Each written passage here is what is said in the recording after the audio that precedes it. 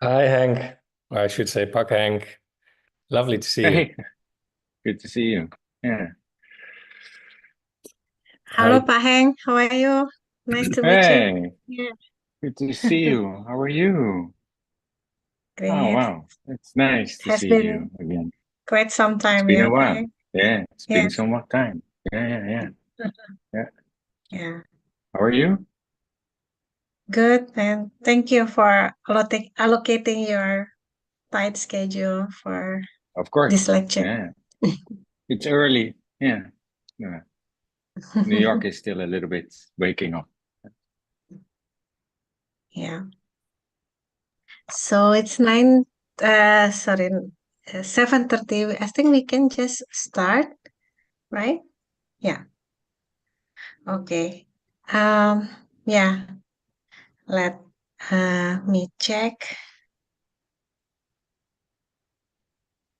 Yeah, so Pak Neville, we can start, yeah. Yes. Everybody who already joined on the Zoom meeting, uh, please allow me to start our lecture series tonight. Good morning, good afternoon, good evening to all of you who already been here in our Zoom platform. I'm happy to start our lecture series on the Nusantara Planning and Design Competitions, Evolutionary Planning of the Capital Habitat 45, or we used to say it as EPOH 45, part of collaborations between the Department of Urban and Regional Planning, Diponegoro University, with our colleague from the Marsh Architect, Pak Neville Marsh, and also with the support from the Netherlands government, from the embassy, and also from the ADB. And for tonight, it's very special for us because we have our uh, very special guest from the Netherlands who very used to a lot of experience on water-related issues. Pak Henk Ovink. Later on, Pak Neville will introduce you more. I just want to give intro that for us from Indonesia, particularly from Semarang, we are really familiar with your concept, so-called as water as leverage. I don't know what in specifically what will you talk about for our lecture tonight, but as a part of the yeah Nusantara competition, I believe your innovative ideas on water related issues will be very fruitful for the participants. Last information that I got from the team, it already more than 40 teams, yeah, register for our competitions across the globe from different countries, and happy to know that you also will be part of the jury. So we do really look forward to have a very innovative idea for our new capital. And yeah, with this, I would like to hand it over to Pak Neville, who will moderate the sessions, and look forward to have your lecture too. Please, Pak Neville. Thank you, Pak Vivek. That's a great introduction. I will keep it very short and rather abstract tonight, if you don't mind. First off, it's great, Hank. I hope we can have this tradition where we see each other at least every 10 years. Honestly, that would be wonderful. More is better.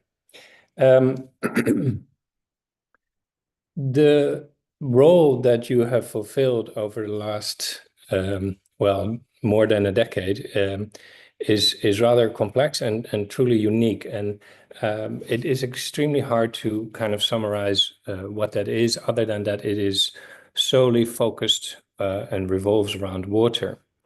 The only thing I want to kind of posit here now, and you can fully disagree. That's maybe for the Q&A. Is that's a really kind of a daring and quite a unique and interesting proposition to have an ambassador for water for one item, because we are all trying to promote integrated planning. We're trying to promote cross-scalar and even a sort of temporal approach to planning. So how does it work if we highlight one aspect from so many that are critical to planning? And it seems to me that water has that binding factor. It is certainly cross-scalar as it flows through all these different strata, through different territories. But it's also the weird kind of unique binding factor of many different specialisms. And that's maybe something that will come forward in your presentation, or you will brutally disagree with me, and that would be wonderful for the Q&A as well.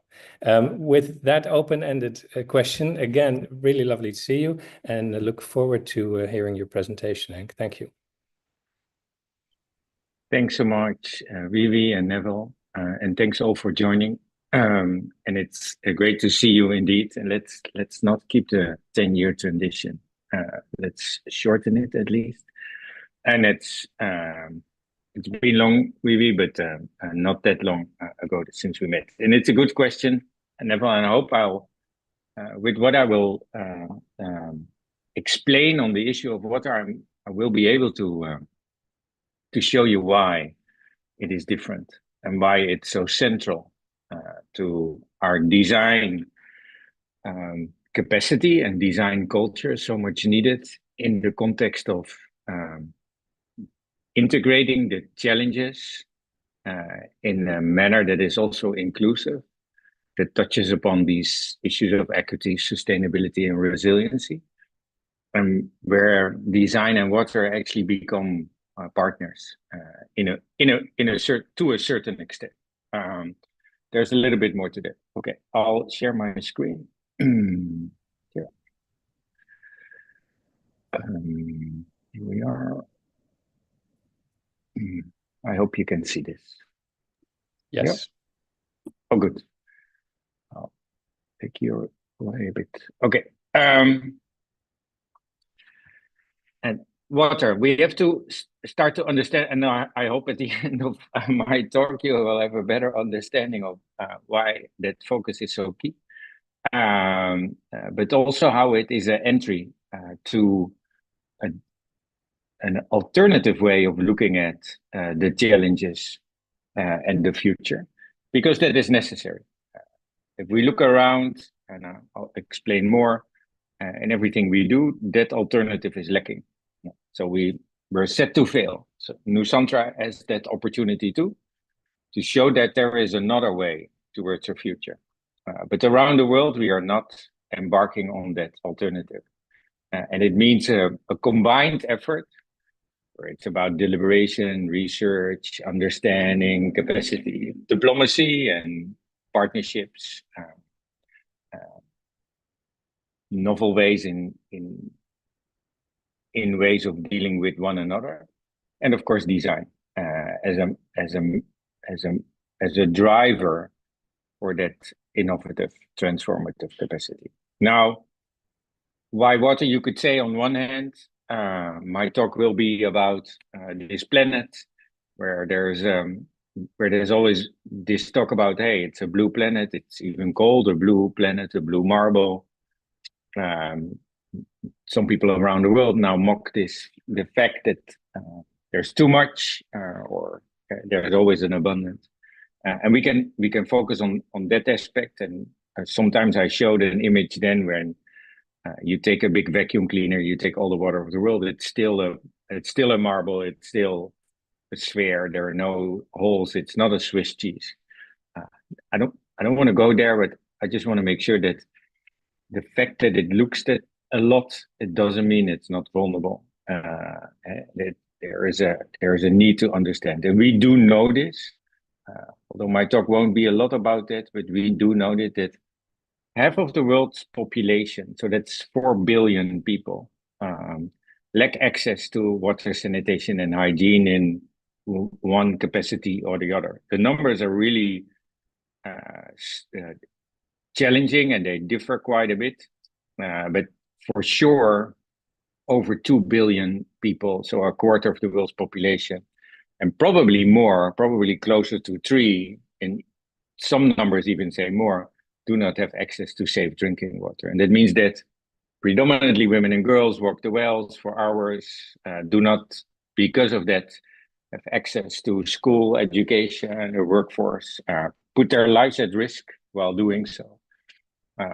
And hygiene and sanitation facilities lack for even larger numbers, undermining the safety and security for close to half of our population. So just think about that. This is 2025. This is not 1900s or before.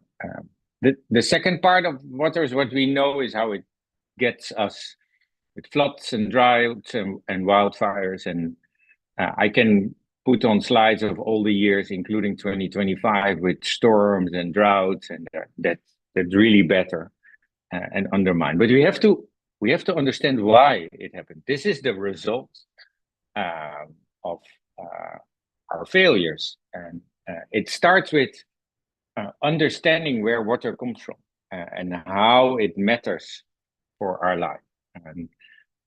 And we count on water, right? We drink it, even if it comes in a bottle, where there is not a well that we can trust. Especially in the places where there's water infrastructure, we use it in abundance. And we really think there is always enough. And if we zoom out and we see our plants, oh yeah, there's always enough. But we're changing that singular source of fresh water, and counting on water is no longer the case. Water demand is going up with increased population and economics off the charts. And at the same time, the availability of the same fresh water, because of mismanagement, over abstraction, pollution, but also our economics, the way we value, treat, and govern anything around water is key. So I'll try to talk about that. We know this planet with our oceans, but if you look closer, you see water that goes beyond our imagination, that is floating through the sky. And the question is, where does it come from and where does it go? And this is where the Global Commission on the Economics of Water, I'm the executive director of, so I lead it together with a large group, including President Tarman from Singapore, Dr. Ngozi Okonye-Iweala from the World Trade Organization, and Marianne Mazzucato and Johan Rockström, and 19 other commissioners from around the world, have focused and dedicated our last years on understanding how this hydrological cycle works and why it matters so much, that understanding, evaluation, and then governance for everything we value. And for me, how it relates to design and planning, how it relates to imagining these alternatives. So the hydrological cycle, you have to imagine as literally as a cycle where if you look at this slide, we often around the world only focus on the right part, only on this part of the slide, where we think, oh, water falls from the sky, it sits in our rivers, lakes, it goes into our groundwater, our aquifer, there's runoff into our ocean. And then we have evaporation, a little bit back to land, most of it to the ocean, and that's about it. But if we take a closer look, turns out that over half of the rain on land, the water that we feel when it rains, does not come from evaporation, but it comes from transpiration. And transpiration comes from our environment, our biodiversity, our soils and subsoils, our plants, our trees, our biodiversity compact, for that matter. And that is what we call green water, the transpiration. And to simplify this, it actually means if you occupy a piece of land, if you turn it from nature to agriculture or to city, or you cut a tree, you take away the source of rain.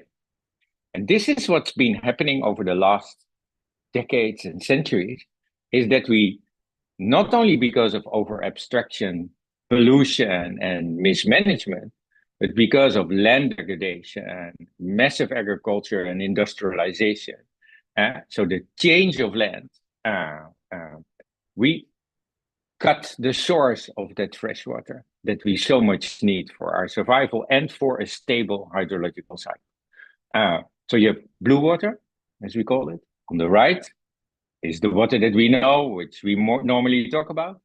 But the green water is half of that water flow and water stock, critical important. Now, this hydrological cycle is out of balance for the first time in human history. And the relationship with, as I said, biodiversity, but also climate change of water, make it a disruptive capacity for our economies and society. Combination with climate change is that this transpiration is also emissions and contributing to climate change. And on top of that, with every degree warming, as you see, there's more water vapor in the atmosphere, much more, and that is supercharging freak events we already know with droughts and floods and storms and anything that comes with it. So the fact that the hydrological cycle is out of balance, that the way we change and disrupt land use immediately impacts everything in our society, because everything depends on it. Now, this is true on, you could say, the local scale and also on the regional scale. We've calculated how these precipitation and evaporation sheds, so where water comes from and where it goes, how they work. But if we zoom out, it turns out that these flows of water connect us across the world. And there's an interdependency that is geopolitically often challenging, but I see it as an opportunity, because the fact that we're connected is the way forward for partnerships and collaboration. And looking at the map, and you can find it all online. You can zoom in your country and see where does your rain come from and where does it go. But it tells you that these evaporation sheds connect us across the globe, and that part of our rain in Africa comes from Latin America, in China comes from Europe, and et cetera, et cetera, et cetera. So we're connected, and that connectivity comes with a responsibility. Of course, we zoomed in on certain regions, but that's a little bit too far for now. So we're changing the source of fresh water because of mismanagement and pollution, but also land use mismanagement, biodiversity loss, and degradation of land, and climate change, and the assumption that we can counter water is no longer true. This green water, this transpiration capacity is key for the supply of precipitation, and the interdependency of water with everything else is a critical factor of achieving what we want to achieve. And that interdependency we calculated with the Commission, where we see how blue and green water are literally part of every sustainable development goal. So every sustainable development goal, if it's about cities, land, health, equity, economic productivity, food, of course, is dependent on a stable hydrological cycle. And that stability is out of balance. So water insecurity, climate change, and biodiversity loss are critically linked. And if we look at the agreements that we have on these, there is the possibility for a shared agenda. But the impact of a destabilized hydrological cycle comes with a cost. And that's a cost that we often calculate in GDP, so in how our economies work. And we estimate that impact on the long term goes to 8 to 15% of our GDPs globally. In addition, there are social costs that come with increased inequality and environmental costs with the degradation of land. So that's the larger story of our green and blue water. We did a little bit of an estimate on our water footprint.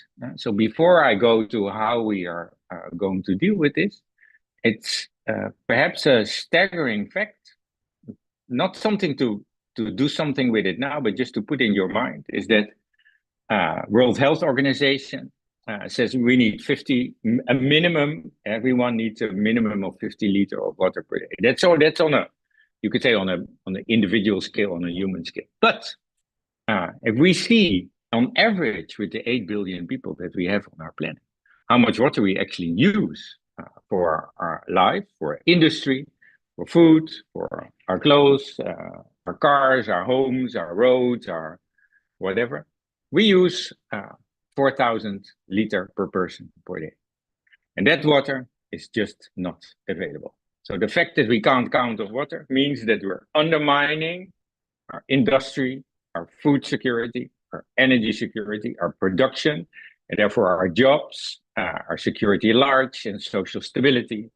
And that, you could say it's not always apparent. We only feel water insecurity when we have these massive events, a flood, a longer drought, wildfires, and we link that immediately to too much water or a lack of water. And when it's about health impacts, you can think about the pollution of water. But it's a slow but devastating disaster that's creeping up upon us, and that instability of the hydrological cycle is undermining achieving all of the sustainable development goals. Now, with the Global Commission, we took that knowledge and science and said, but we can change course. There is the opportunity for that alternative. And we identified 5 missions in the context of the challenges and our economy. 1 on food, 1, of course, on biodiversity and land use, 1 on a circular economy, 1 on the energy transition and the need for water security in that, all the way to AI and data center, and of course 1 on health. And we mapped these 5 missions against levers, partnerships, finance, data, and governance to get us on track. So it's a little bit like a super short summary of the work I've been working on over the last years to get a better understanding of how much water means. And it taps into this call to action by Secretary General Guterres and our collective understanding that science is key. We need to be able to understand, but we also need to embark on this understanding in a very collaborative and a collective manner, in an inclusive manner. So science and solidarity are also at the heart of this commission. It's the 3rd economic review after Stern and Dasgupta. But I did not want an only research approach. I brought together over 20 commissioners from across the world, a youth activist from Kenya, and other activists in their 80s, former ministers, presidents of a General Assembly, scientists, private sector partners, community leaders, indigenous, from across the world to work together with as many people as possible to ensure that the science was deliberated and discussed, and that citizens and citizen science and science that come from sources that are not books are as part of that deliberation as the ones that we get from our satellites. So a collective effort to understand it. Science is key. And the relationship to water is a need in the context of understanding why planning and design are helpful moving forward with this inclusive approach. Water is not a single focus. It is bringing together every aspect of our sustainable agenda, every aspect of resiliency, sustainability, and equity. So it's not that you see water as a sector that can be dealt with by engineers, by building pipes and facilities. No, if you look at our economy, society, and our environment through a water lens, you start to understand the foundational capacity water brings, stable water cycle brings, in achieving our ambitions, our goals. And 2019 the IPCC Climate Change and Land Report already made that link between water and planning, and I think that's a little bit where I want to go next. It's a report that you see it in the middle. It's a little bit, you see it also hidden behind the 21 report. It was also a little bit forgotten. And reasons why it came after the 1.5 degree that showed the devastating impact of the difference between the Paris Agreement and our Paris ambition. 2-degree agreement, 1.5 ambition. The cryosphere report, which of course countries like Indonesia and the Netherlands and others need to understand, because it links to the issue of sea level rise and anything in its relationship to climate and cryosphere. But the Climate Change and Land Report is the handbook of design. You can read the policy summary, and it tells us that my summary, so I won't do the report right because it's massive research over years by many researchers, but it tells us that the majority, over 99% of our global investments increase climate change. So the way we develop our economy and the way we abuse our waters and environment is increasing climate change, more emissions, more degradation. And at the same time, not only more climate change, but also more vulnerability, because we destroy, and here it taps back into how water is linked to our redundancy, resiliency, sustainability, and equity. It destroys exactly that single factor that could help us present an alternative for the future. So that double whammy is explained very well in this report. Read it. And the reason why, and I've said this before, is that if we look at the future, everything is more becoming more complex. Challenges are in the rise, and our economic models just fail us. The way we evaluate and validate our investment is based on stupidity, short-term profits, and not longer-term gains and values. There's a business case for that stupidity because it delivers you a profit on the short term, but it makes us more vulnerable on the midterm already with every dollar we spend. So we have to change course. We have to move from a non-responsive way where we just invest based on our single focused interest, and where we find ourselves is a disastrous world where every day we have to respond. And this is the reality for policymakers, communities, and partners around the world, is that we respond to everything that's happening to us. So from non-responsive to reactive means a very busy. You can be very busy, but being, responding to the disaster. You even can feel good about it. I worked my ass off today in responding to the things that matter.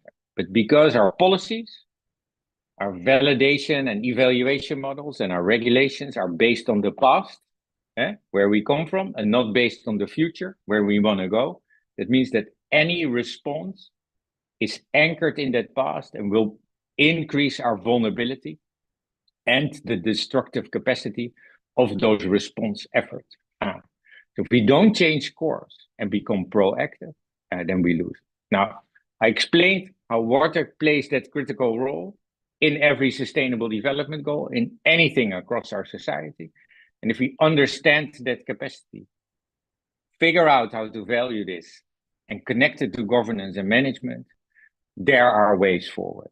But it links to design, and it links to how water is more or less a mirror of design capacity, where design by design is anchored in the need for looking at that longer term in a very holistic manner. Neville said it. A design approach is about taking into account social, environmental, and economic challenges in this holistic, comprehensive manner. Design can be anchored in that short term. That long term is informing short term, often catalytic interventions that help us set on track. If only we do this inclusively, and this is where design fails us, because design by in the hands of the ones that are single focused is not done in this massively inclusive and collaborative manner, and transparency and accountability often lack. So be able to learn from mistakes, but also the things that go well. So the combination between that long-term, mission-oriented, comprehensive approach and short-term interventions that get us on track with partnerships, collaborative capacity, in an everyday 24/7 inclusive approach that is transparent and accountable to help us change our validation and evaluation mechanism, that can build a capacity that is institutional, that is individual, but it is also informal, that is in everything. And design in this, looking one step deeper, plays that role of getting us on track. It's solution-oriented, in its innovative, catalytic, and pragmatic manner. It looks across scales, times, and interest, all these silos that we created, building opportunity. But there's a level of design that we lack, you could say, and this is often across science and scientific approaches or policy and political approaches, where design can become political, is that it taps into the future, a future that you could almost now say, need to dare to want, to aspire for. This is where design brings aspiration and inspiration. This is where it's building that narrative, that alternative that we can put on the table, that it is also something that we want. And I think here the combination between a design approach that is anchored in that understanding of a hydrological cycle in how it relates to everything social and equity, everything financial and economic, everything environmental, everything industrial, everything societal, everything individual and communal, everything, how these links help us build solutions that are holistic and that show us the way forward. Missions that we have the guts and the capacity to embark on. But design then needs a process. Design does not come easy, you could say. It takes time. And the time better be invested in an approach where we create a space that literally is safe. And I quote Almending and Autumn sometimes, where they did research on soft spaces, which are actually physical areas. But the way they say it, that deliberate attempts are made to introduce new and innovative ways of thinking. A safe space this is where design links to diplomacy and deliberation. Is a safe space where you bring those voices together. Where if we talk about the capacity to connect, you have to create an environment for that capacity to connect, bridging silos. And today, it's at least more apparent in our faces that is harder. But you could say 10 years ago it was as hard, but perhaps less in our face. But the differences are, all over the place. You don't need to read the news to understand that the challenge to overcome our differences or accept our differences and work with them is increasingly more vulnerable. These are images from Rebuild by Design as we worked in New York. But there is, momentum and urgency. I'm critically failing myself here because I say now that we don't need a crisis because crisis kill too many people from around the world. But it's a fact of life that we have this. So my story on post-Sandy recovery. I'm in New York. I see now the projects being built.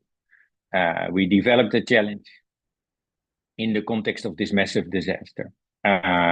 We embarked on a process of bringing the world together, the world of communities, over 500 organizations in over 140 neighborhoods with everyone we could bring together, developing those, and we're implementing them now.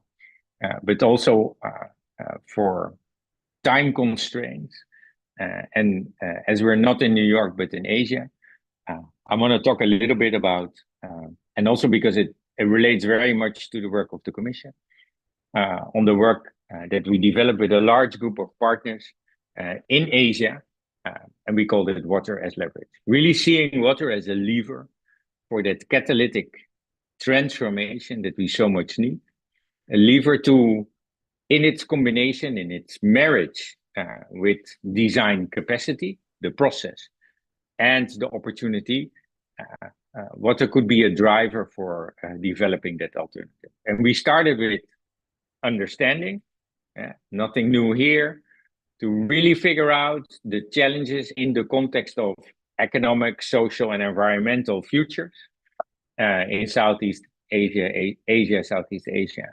Mapping hotspots where the combination of those challenges showcased opportunities, because the stacking of these challenges drive a holistic and comprehensive approach. The stacking of these challenges not only spotlight current day urgency, but also longer term necessity to deal with it. And embarking on an approach where we literally brought the world together in these places to build on this understanding in the ambition, but also with the conviction that we could develop alternatives together, if only we did this together. So setting up shop literally in the streets of Chennai in India, Khulna in Bangladesh, and Semarang in Indonesia. We already talked about it. And you see the three cities on this map. We assessed more, but we choose 3 cities and challenged 6 teams, 2 per city, to help us understand the complexity of these challenges and identify a way forward. I will deep dive in one non-Indonesian city, which is Chennai, because the example is so exemplary for the way I think we can do. It's the work done by Woes and the Woes team, which is a group of over 30 partners. More than half of them come from Chennai. And they did an assessment on how Chennai's current is tapped into an unsustainable future, how the undervaluation of water as a critical source, resource, and foundation for anything life, economy, and the environment in Chennai has been abused.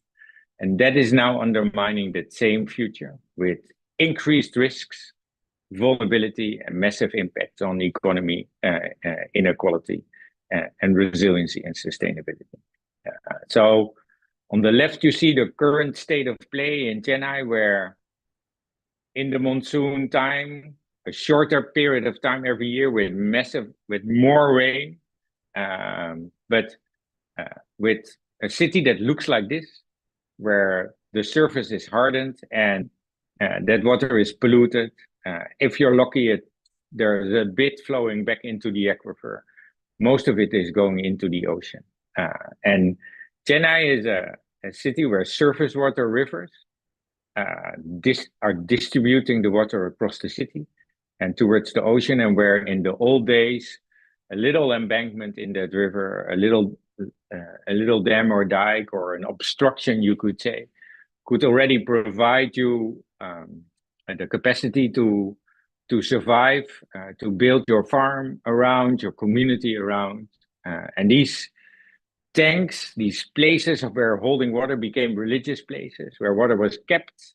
A temple was built next to it, beautifully designed. Literally the water from streams and rain was brought as a way to celebrate, but also recharging the aquifer.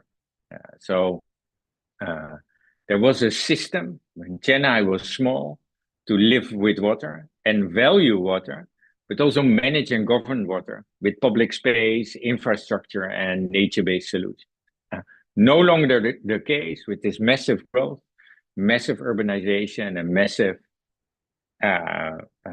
undervaluation of water.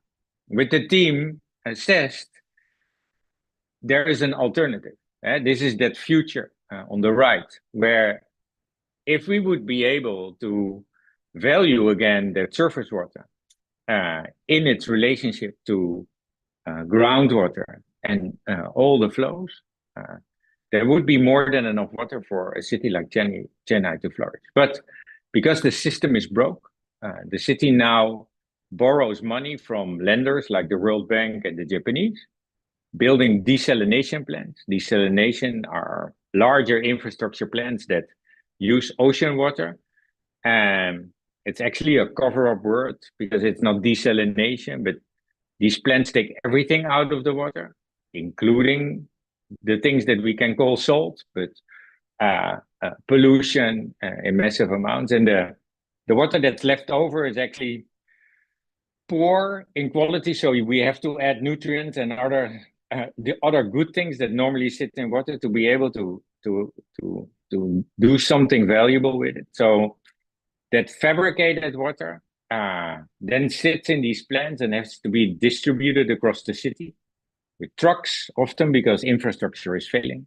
Diesel plants are fossil fueled, coal, so that means they have a massive carbon footprint.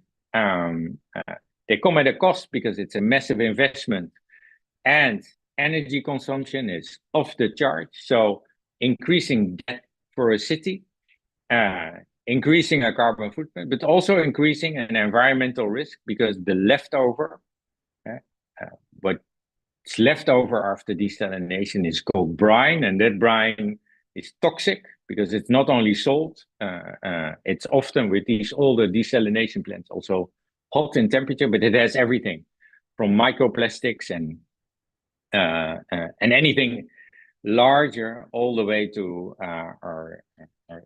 the salt that it's actually taking out. And that brine is often just thrown back into the ocean, creating underwater graveyard. I'm not against desalination, but in the context of China, then desalination is totally unnecessary. If you live on a small island state or somewhere in a super arid region, desalination is your way of survival. And currently we're embarking on novel technologies that use way less energy, deal with the brine in a better way, are sustainable at lesser cost. There's all these opportunities, but when we have water, we better treat it, reuse and value it, reduce our use, reuse and recycle, and value it accordingly. And here in Chennai, there is definitely no need to abuse our water, because investing in nature-based solutions for that alternative, for that future that we want, as you see on the right, works. By focusing on restoring those historic tanks, building new tanks, reforest the city, renaturalize canals, build new bioswales, restore wetlands and construct news, and focus on solid and liquid waste recycling, as well as in our urban environment. With this set of intervention and valuing how we used to value water right, we can, by design, tick all these boxes of these sustainable development goals and use water literally as a lever to improve our environment, our resiliency and sanitation, health, our economies, and biodiversity, develop opportunities for local businesses, focus on our past as well as on our future, cut carbon massively, and improve an environment. And one example we built, we started in one part of the city around the school, and we used the school as an anchor for capturing the water for the community, rainwater harvesting, as well as wastewater, bringing it back to a facility that was nature-based, where water was treated in multiple layers, and then recharged in the aquifer, monitored online, so monitoring facilities, ensuring that everybody could see what was actually happening to that water. And it's a playground, a school's playground that celebrates nature and water as a way to deal with floods, with droughts, with pollution, and showcase as an example, when it rains or when there's a drought, that water is secured. An example that is very small scale, but in the Indian tradition can be scaled up and in that sense leveraged across with other infrastructure investments and development, not only in Tamil Nadu, but across India. One example, well, really, this is Semarang, you know. You've been part of that journey. I won't talk a lot about Semarang and our solutions. I wanted to show Chennai in detail, but what we did in Semarang and in Kulna was more or less the same. Assessed the city and its context of floods, of droughts, of pollution, of subsidence, of urban development, figured out where interventions were necessary across the city, up the hills, along the rivers and the canals, in the industrial and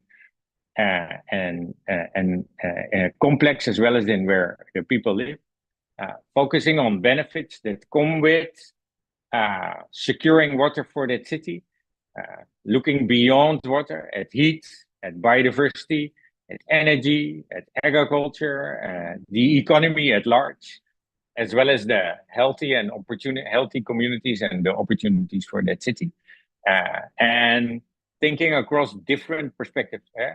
The channels that actually killed the rivers could be massive opportunities in this context of interventions across the city.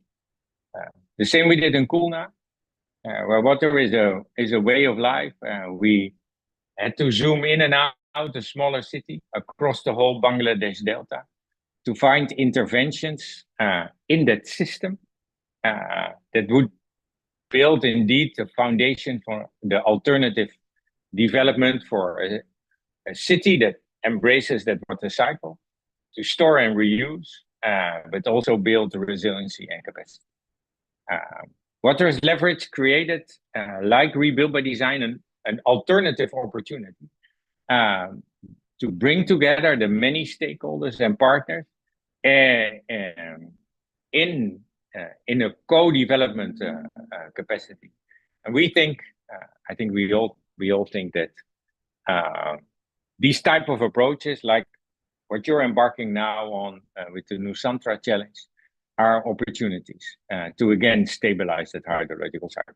I'll show you one example of an assessment on how this works from a non-Asian context, a non-American context, which is Europe, and that was also done by Woes in the context of an exhibit in Hamburg that is now in Zurich and moving to Vienna, that is about the culture of water, and where the team of Woes, Eva and Sylvain, were given the opportunity to think across Hamburg's water vulnerability. They were asked by the director of the museum where the exhibit was held to think about the museum. You see the museum here on the left as a water positive, you could say almost water positive tool for the city. But Eva and Sylvain said that is impossible in its isolation. You have to look at it across scales. You have to look at that building in the context of the city or the direct environment, the city, as well as the whole Elbe, which is the whole river, you could say. And they did a deep dive and presented that deep dive. You can see it in the hallway, where the whole river basin, as well as these evaporation sheds, these green water flows, were taken into account. And I show this because we often forget. We often are confronted with single focused questions, do something on this scale. But while design has the capacity to tap into everything across sectors, silos, interests, across time, across scales, that solution orientation and the link to the question often limits our capacity and ability to overcome those biases where we give answers to stupid questions. And our society is founded in the stupidity of these questions. We don't challenge those questions, design doesn't matter. And I think here the relationship between design and water has again, Eva and Sylvain proved also here in the Hamburg context, is of critical importance to understand where our vulnerabilities lie, our interdependencies across these scales, sectors, interests, and cultures, and where alternatives can be founded on and developed that show pathways towards a future. Alternatives that help us understand where we had to go. Now, I think for you could say for now, in the context of what I wanted to share, I'm going to round this up with some last remarks. There is, as you heard, no silver bullet, and all of these challenges are not easy, but there's a necessity in the context of the massive challenges we face. And there is, next to a local and national, perhaps even regional effort, also a global effort. And I think I go back to, again, this hydrological cycle and its relationship of and our interdependencies that we share around the world, that if water is, and green and blue are so fundamental for everything we do, and design can bring that capacity to help develop water futures that are alternatives and help us embark on development pathways that bypass the current geopolitical and political and sectoral and financial and economic lock-ins that we face. There is this link, and I was the driver together with Sultan Rahim Zodo for the second ever UN conference on water in 2023. The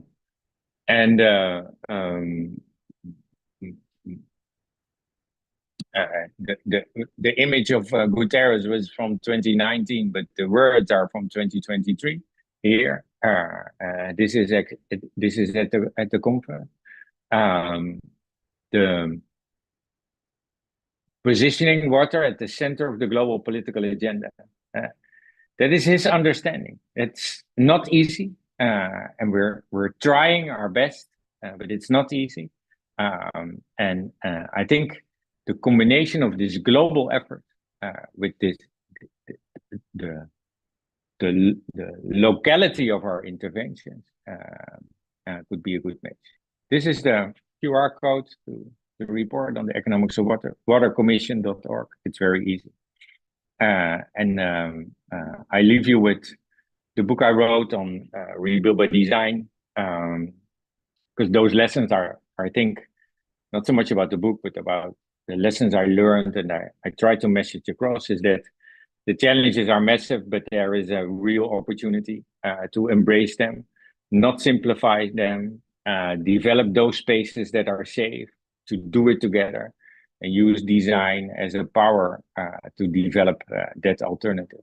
So I think if I had to redraft those messages, I think I would have started with the fact that the alternative is the way that we should develop. Thank you.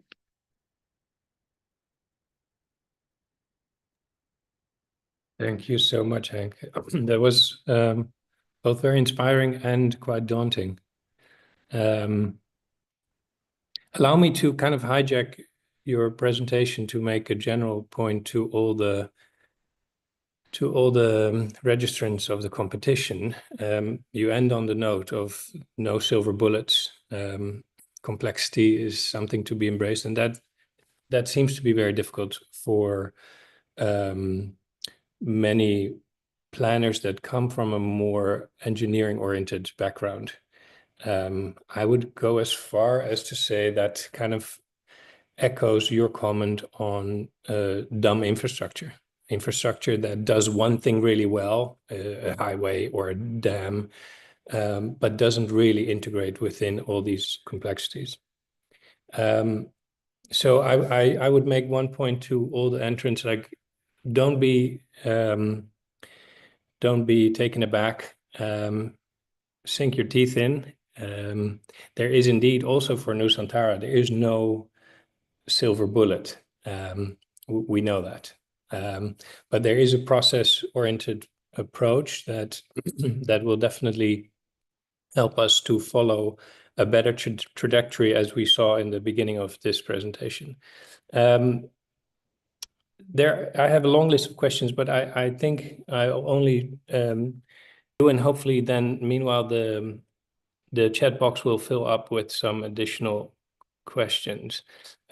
So one is quite cheeky, and the current climate is not ideal. I think we will all agree, because the type of project that you describe, and I fully support that, is a bottom-up project that has top-down support. I think that's generally the success story of these type of projects. And now the top-down support in much of the world is faltering. So I'm wondering, what is the next step if you don't have the backing from institutions, from governments? What can planners do? It's a good question. I think it is as easy that there is a bottom-up process with a top-down support. I think the bottom-up process provoked a top-down support. So, for example, Rebuild by Design came without top-down support. I remember when developing Rebuild by Design for the Obama administration task force, we were the laughingstock of the task force, but kept alive more or less because we were stubborn, a little bit brazen and foreign, and we were kept alive in the appendices of a draft report, until all of a sudden it turns out that the approach that we developed, because of that bottom-up anchoring in communities, in agencies, in institutions beyond the top-down, created almost a truth that was not to be overseen anymore. So, I think, and that is that was in the context of a very welcoming top-down environment, although the bureaucracy connected to that was against our effort. I still remember the day when I had to present Rebuild by Design to the Task Force Steering Committee, and everybody said, Henk, prepare yourself, this is going to be the last presentation on Rebuild by Design, because it's going to get killed. It was not. And so, and this had to do with the conviction by two people that this was the right way forward against all odds. Secret, I can now share publicly, is that when we started Rebuild by Design, we said we're going to embark on this journey. We had the support of philanthropy, we had the support of communities, we had the support of many stakeholders, we had the support of the federal government.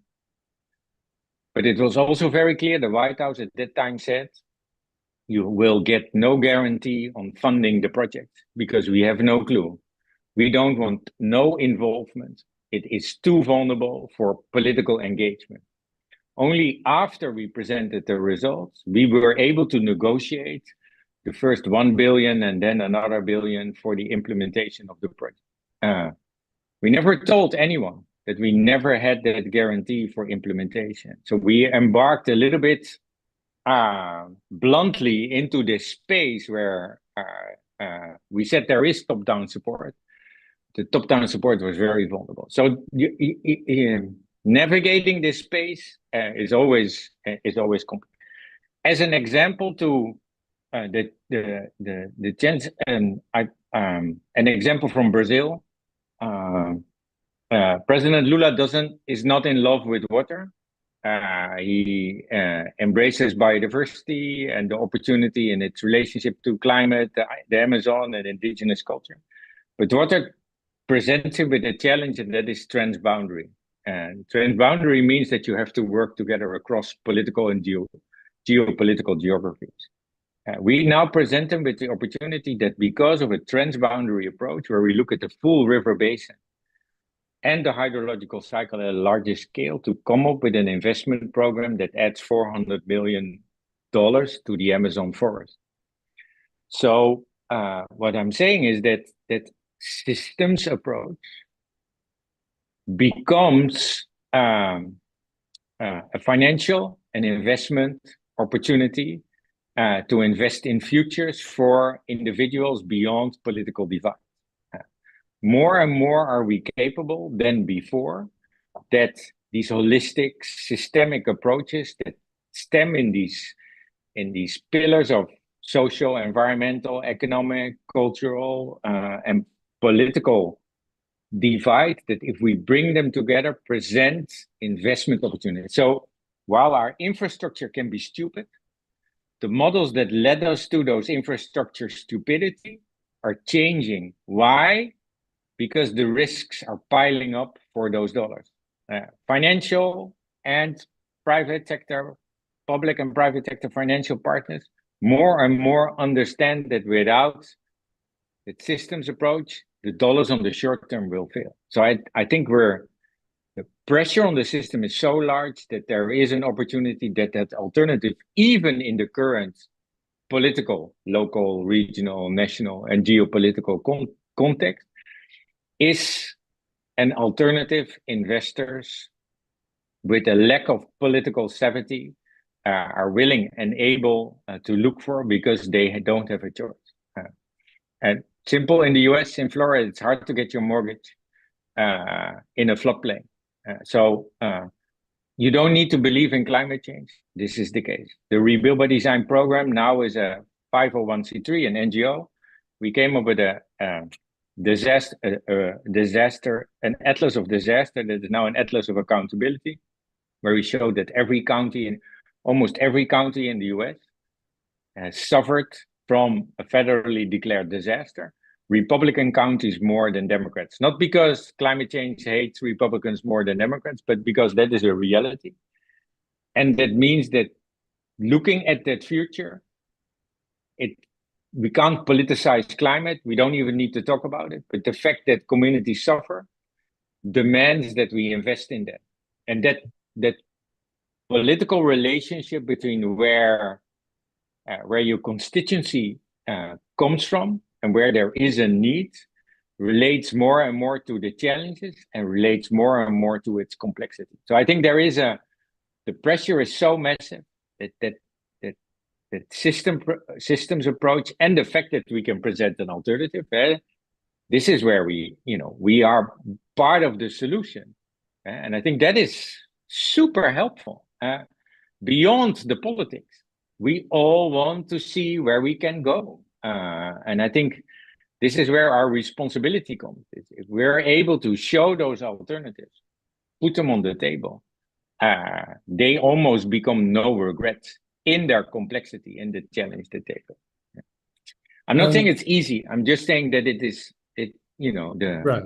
No, it's there is an opportunity. I have a very short follow-up question, which is, are institutions like the World Bank and UN Habitat, are they actually strategically moving away from heavy infrastructure, mainly road building as the foundation of urbanization? Because that was still the mantra at UN Habitat 3, which I found rather shocking. Yeah, so I think Ajay Banga, the president of the World Bank, gets it.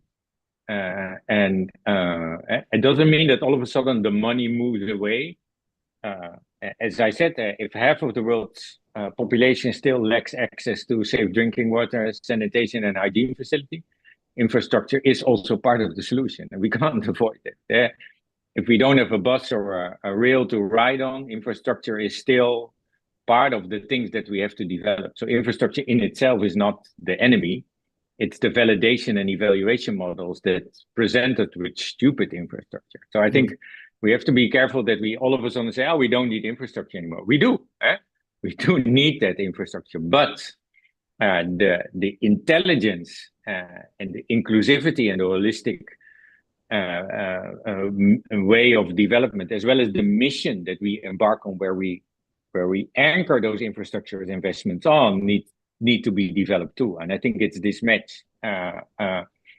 So I think I'm not saying that all of a sudden the things are becoming sunny, but I do think that there is a change, that the portfolio of interventions becomes more colorful. Not to say that all of a sudden everything should move away from infrastructure, but that you could say there is an appetite to diversify that portfolio. We have to show that it works. And this is also where, especially in the context of multilateral, if we don't increase the capacity on the side of where the question comes from, so the country that wants the loan or the grant from the multilateral, if that question is not becoming more intelligent, more system grounded, then the money goes still to stupidity. So, and I think here again, a lesson the World Bank puts into practice is more than ever they're investing in capacity building. Right. And I think you need $1 million to spend $1 billion wisely. So we need trillions to be able to spend our quadruple trillions more wisely, focusing on people, institutions, and partnerships. So beyond the institution, is critical for an enabling environment that is able to develop alternatives. And I think the more we spend there, the better the questions will become, the more possible it is that the changing validation and evaluation models will prefer investment into these sustainable, equitable, and resilient solutions. But capacity first. And I think this is where you see a shift. It's also, I think, where UN agencies and multilaterals are partnering more and more with NGOs and communities and private sector and governments to say, hey, if we don't have the institutions, our money goes to waste. And the institutions are made by people. If we don't have the people that actually can populate those institutions, and if we can't develop the partnerships across these institutions, we see failing intervention. So while it might be a risk-driven approach, where does my money go to waste? There is an increased understanding that without that capacity, it doesn't work. I'm not saying this is the case everywhere and the whole time, not at all. We still do, in majority, the stupid things, but there is a light where that focus on people, partnerships, and the institutions that come with it, the level of transparency and accountability, and the mechanisms that increase that, and the investments in these approaches that are as best as can inclusive. I think this horizontal layer of an enabling environment creates the opportunity for more longer term oriented short-term intervention. I think that is an approach, capacity building, so certainly, that is very valid in Indonesia. I would I will take some questions, but I would like to make it a bit more specific as well to the site. We have our phase 1 of Nusantara, designed by Pak Sofian. Rather a beautiful plan, and quite water sensitive. He's developing mainly on the top of the hills and leaving the valleys at peace, which means the water flows are relatively uninterrupted. So that's a great starting point. Now for the rest, the other 70% of the land for the next 20 years. I'm somewhat concerned that it's hard to communicate these softer solutions, nature-based solutions. We're dealing, for instance, in Nusantara with this contradiction of having both drought and flooding almost at the same time, which I'm sure you've encountered in many places. And in that kind of setting, it's very hard to tell people, well, a soft coastal refurbishment is going to save the day. People like to see something hard, something solid, something immediate. So the communication, is that a kind of an important component of your strategy? Yeah, of course. And I think as you say, the extremes become more extreme and more connected. And this is all over the world. Europe, I mean, New York, but Europe faces increasingly extremes, more floods and more droughts at the same time. We have floods in the dry season and droughts in the wet season, and then the combination of both. And it's happening everywhere. So our destruction of our natural capital, the hydrological cycle out of balance, and climate change as a magnifier on everything is showcasing those changes. And for lack of a better approach, that resiliency approach is of critical need for survival. It has to be paired with literally curbing emissions and changing a future. It's not enough to prepare yourself for a daunting future, because that future with those preparation methodologies based in our current policies will only become more daunting if we're only focusing on adaptation. We die tomorrow. So it's without adaptation we die today. Without mitigation we die tomorrow. So you need both. So there literally is a case. To your question on how to on the necessity of bringing that understanding in the everyday practices. Yes, I think the way how to communicate and connect and set up these partnerships is key. It's not. I think I'm not sure for Nusantara, but across the world, the understanding of how it works, paired with a process of capacity building and engagement, and focusing on partnerships across all these divides, local and international, left and right, public and private, community and not, is key, because you bring together a multitude of voices that by themselves never would come together. And I think this is not about building friendships. This is about building partnerships across divides that have a common interest. And that common interest is a future where there is a value to invest in, to live in, to raise your kids in. Grounded in that future orientation, partnerships matter. And they overcome lock-ins that we often face. But it's not all of a sudden that you can build one partnership and then you're done. I think there is more an understanding that it will be a multitude of partnership in an environment of missions that we constantly have to orchestrate. I think this is where we are challenged, but often fail. We think, we do a partnership, and then we come up with a set of solutions, and then we'll survive. But that's this modernistic hope. Because if you boil that down, it is again one single solution. These processes are a constant dynamic, and I think embracing that constant dynamism is going to be key. You have to manage a million things at the same time, always, not once and then get over it. No, it's always. Complexity doesn't go away because you embrace it. No, complexity is providing you the opportunities, but being able to manage complexity means that you have to accept it. It's not that you think by saying, it's complex, then all of a sudden it doesn't bother me anymore. No, it's every day.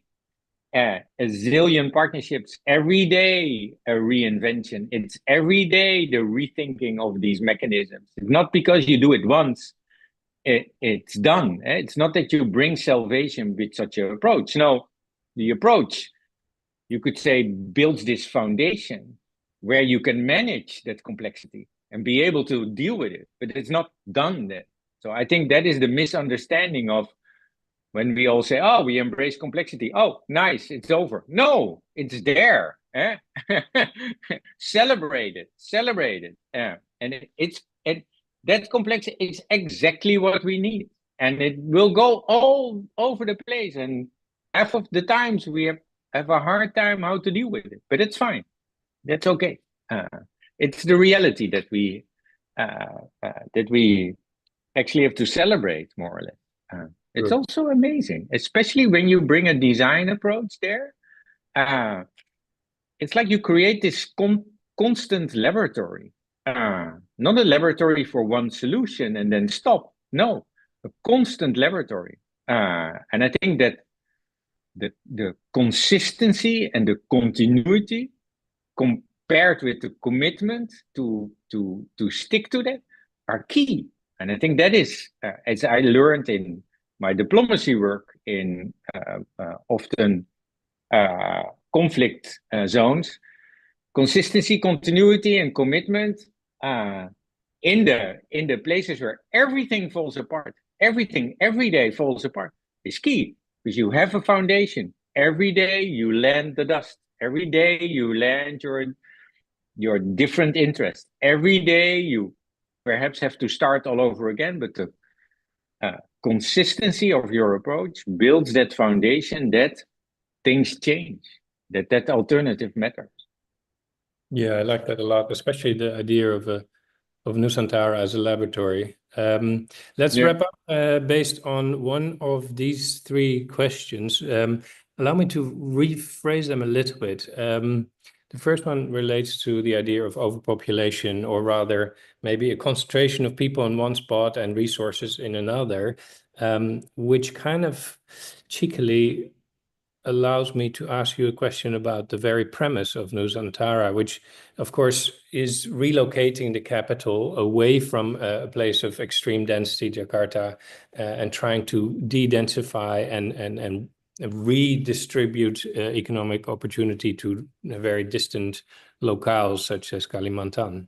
Do you even, it is a rather crude, in its essence, it's a rather crude solution. Do you kind of subscribe to that kind of approach?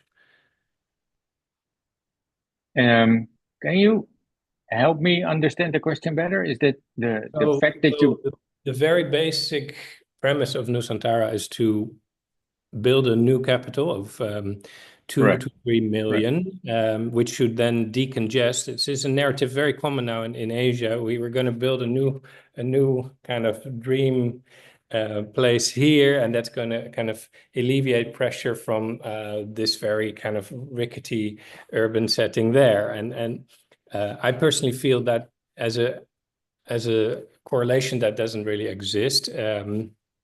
Building in virtual isolation is also very, very risky and difficult. But we're doing it, it's happening, and the train has left the station. So we're in that process, and it is a laboratory in that sense. And interestingly, the government is very open about the experimental nature of this city. So I'm just curious. Yeah, so I think the city will not reduce pressure on the urbanity or the development of Indonesia, but it will present an alternative, and I think this is where the opportunity lies. And because of the scale, the alternative will have impact. It is beyond the laboratory, because the laboratory, you could say, you scale down. Nusantara is the opposite, is like the inverse of that laboratory, because you scale up. So there is a massive opportunity to have impact. Second, the learning from the development, like a constant learning from that. So the validation, evaluation, the transparency and accountability part, which is not so much political, but more focused on learning. If done right, Nusantara helps us as a world understand how that alternative works.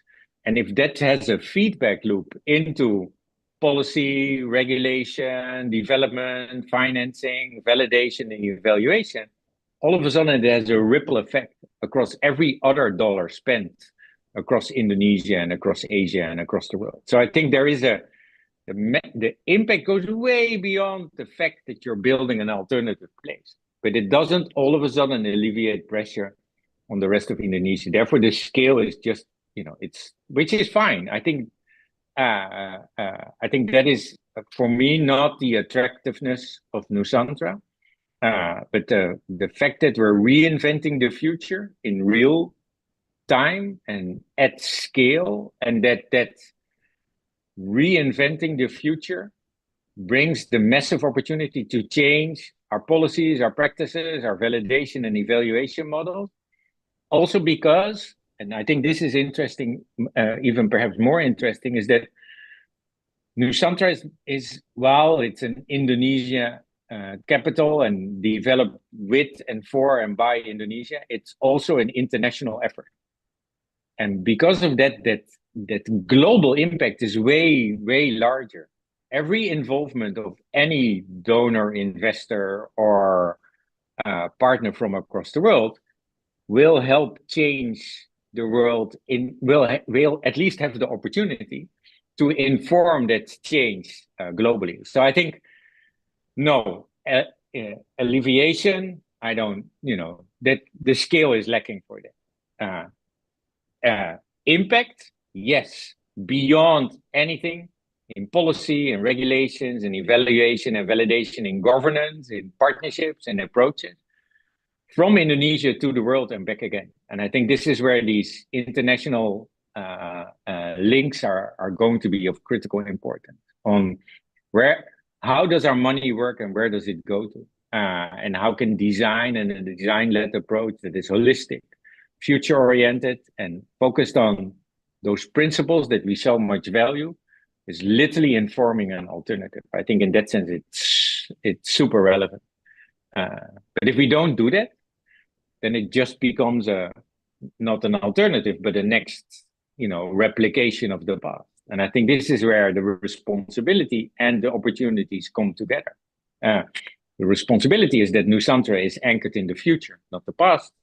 The opportunity is that it is anchored in that future and that the lessons help us redraft our policies, our frameworks, our regulations and validation models. And I think this is where we can learn massive amounts of.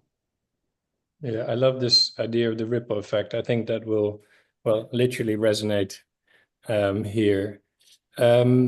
We've taken more time than we've agreed with you. Allow me to finish on the final, rather practical question. The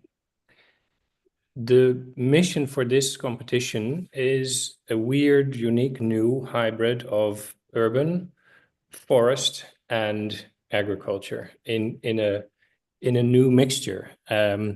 And in the outline of the competition, we're quite clear that it's unique and maybe not even necessarily possible with a lot of challenges.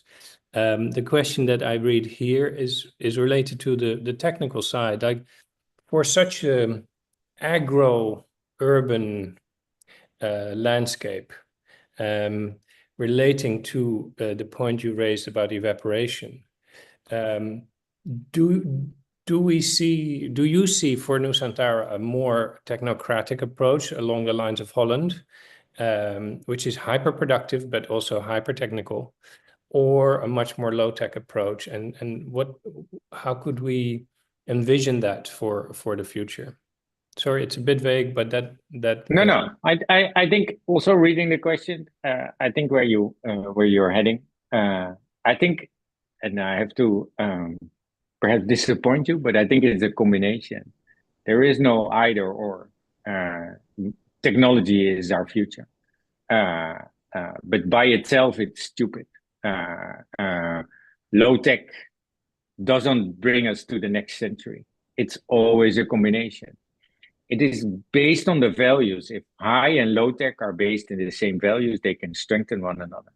But if high tech is as in the past, like this modernistic approach, if tech is grounded in modernism and the validation and evaluations that come with it, it's increasing our vulnerability and stupidity. And if low tech is grounded in our values, then it creates an alternative that doesn't resonate politically. So it's the foundation of where we anchor high and low tech in that is what's bringing us together. And I think this is where that holistic approach that is key to the Nusantara future will be able to bridge the gap between low and high tech. They need each other for a future that we all want. But it's not either or. There's no way we will be able to reinvent the future without exploiting every high and low tech capacity that we have.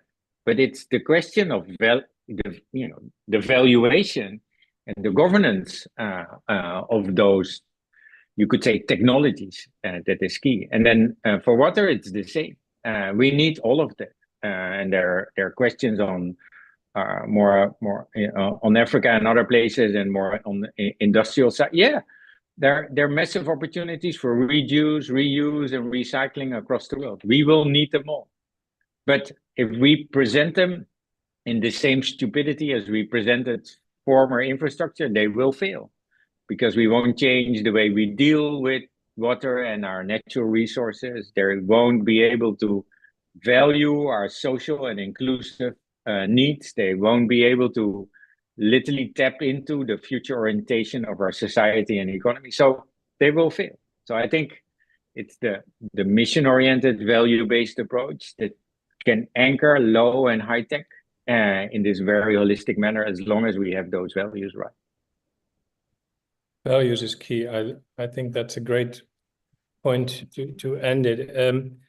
But Henk, that was extremely insightful, and honestly, as one of the pre-last in the whole series, I think it really offers a missing piece of the puzzle for the larger narrative and for the people that are doing the competition. So I really want to thank you again. Maybe Prof. Vivek, you can do the formal wrap up. No, it's not really a formal wrap up. Just would like to take the opportunity to say again, thank you very much to you, Henk.